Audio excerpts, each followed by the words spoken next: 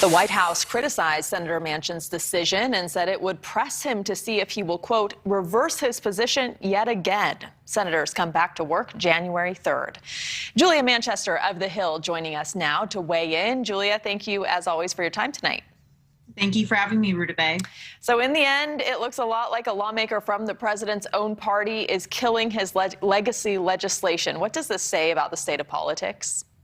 Well, I think it says about the state of politics, the Democratic Party is very much in some sort of kind of disarray because of Joe Manchin. You know, it's interesting, D-W.Va. Democrats technically have a majority in the Senate because it's a 50-50 vote with Kamala Harris, the vice president, obviously serving as that tie-breaking vote. So theoretically, you would think that most Democrats would be on board with passing pieces of the president's legislation and agenda, especially ahead of his first midterm cycle, which is expected to be a tough one for a lot of Democrats running for re-election. But Joe Manchin has once again proved to be a thorn in the side of his fellow Democrats, and he's provoking criticism not only from the normal progressive lawmakers that have criticized him, but also from some Democrats who are facing tough re-election bids next year, including Abigail Spanberger from Virginia. She releasing a very strongly worded statement earlier today calling Manchin's move to not support Build Back Better as quote unquote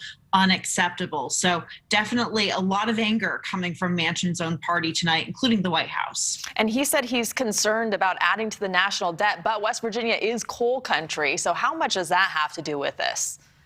You know, I think that his critics will obviously say that that's a big part of it, that Manchin is bowing to special interests, whether that's, coal country, coal special interests, as well as prescription drug makers as well. But, you know, I think ultimately you are going to hear a lot of Manchin's critics within the Democratic Party say that he is turning his back on a number of pieces of, initiatives in this legislation that could help Democratic candidates as well as the American people in 2022, including the child tax credit, for example, that would put money back into the pockets of many parents, according to the administration next year, as well as efforts to combat climate change, lower prescription drug costs. But Manchin very much saying, look, we are facing sky-high inflation right now.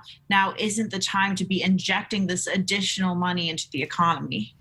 Press Secretary Jen Psaki, as we just said, saying today that Manchin had already committed and assured the president that he would get there. Did this catch Democrats by surprise, though?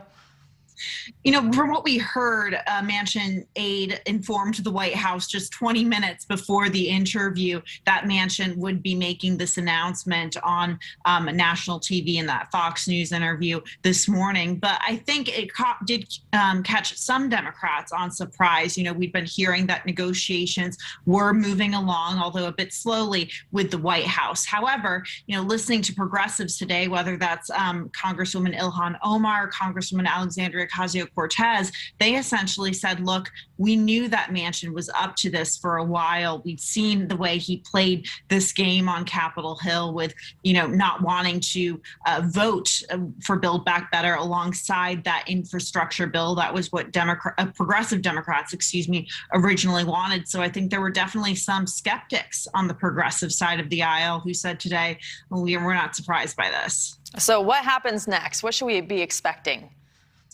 Well, look, we have heard some political analysts, some strategists say this might not be the end to Build Back Better. You know, there is a possibility that this could be worked out in a different way, although the legislation, if Manchin ever gets on board, and that seems like it's unlikely, will not look like it did earlier this year, or last month, when it passed the House. So it seems like it's effectively killed the bill, but some political watchers saying there's some language in the White House's statement and in Manchin's statement that would suggest that maybe there is some leeway. But I do have to say, it seems like there's now a lot of bad blood between Manchin and members of his own political party who, this may seem harsh, but may view him to some extent as a traitor right now. Okay, well, we'll see how it all plays out. Julia Manchester, thank you. Thank you. Thanks for watching. Click the red subscribe button below so you can get more of NewsNation's fact-driven, unbiased coverage.